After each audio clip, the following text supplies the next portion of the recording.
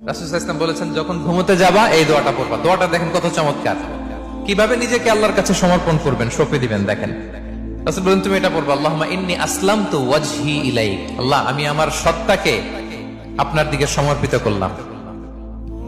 ওয়া ফাওয়াদতু আমরি ইলাইক। আল্লাহ, আমি আমার সব কাজকে আপনার কাছে সুপর্দ করলাম। ওয়া আলজাতু যহরি ইলাইক। আল্লাহ, আমার পিঠকে আমি আপনার কাছে আশ্রয় রাখলাম। সুবহানাল্লাহ পড়বেন না? আমরা যখন ঘুমাই আমাদের পিঠটা বিছানার মধ্যে লাগাই না? আল্লাহ, আমার সত্তাকে আপনার কাছে আমি সমর্পিত করলাম। আল্লাহ, আমার সব কাজকে আপনার কাছে আমি সঁপে দিলাম। আল্লাহ, আমার পিঠটাকে আপনার কাছে আমি আমানত রাখলাম। লা মালজা ওয়ালা মানজা মিনকা ইল্লা ইলাইক। আল্লাহ, আপনি ছাড়া আশ্রয় দেওয়ার কেউ নাই। আল্লাহ, আপনি ছাড়া আমাদের মুক্তি দেওয়ার কেউ নাই।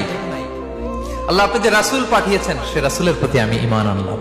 আল্লাহ, যে কিতাব আপনি আসমান থেকে পাঠিয়েছেন ওই কিতাবের উপর আমি ঈমান আনলাম। সুবহানাল্লাহ পড়েন। বিষ্ণু সাল্লাল্লাহু আলাইহি ওয়াসাল্লাম বলেন, যখন কেউ এই দোয়াটা পড়বে রাত্রিবেলা, ফাইন মিত্তা, ওই মিন লাইলাতিকা, ওই রাতে যদি তুমি মারা যাও, মিত্তা আলাল ফিতরা, তুমি ফিতরাতের উপর মৃত্যুবরণ করবে। ওয়াইন আসবাহতা আসবাহতা ওয়া ক্বাদ আসাবতা খাইরান কাসীরা, আর যদি রাতে মৃত্যু না হয় তুমি বেঁচে যাও, তাহলে ওই দিনে তুমি প্রভূত কল্যাণ লাভ করবে। সুবহানাল্লাহ। তাহলে বলেন, এই দোয়াটা পড়ার দরকার আছে না নাই? এই দোয়াটা যদি কেউ পড়ে, সে মারা গেলে ওই রাতে ফিতরাতের উপর মারা যাবে। ফিতরাতের প্রথম অর্থ কি বলছিলাম? সবাই বলতে হবে, কি বলছিলাম? তাহলে এই দোয়া পরে রাতে মারা গেলে সে মুসলিম হয়ে মারা যাবে, ঠিক কিনা?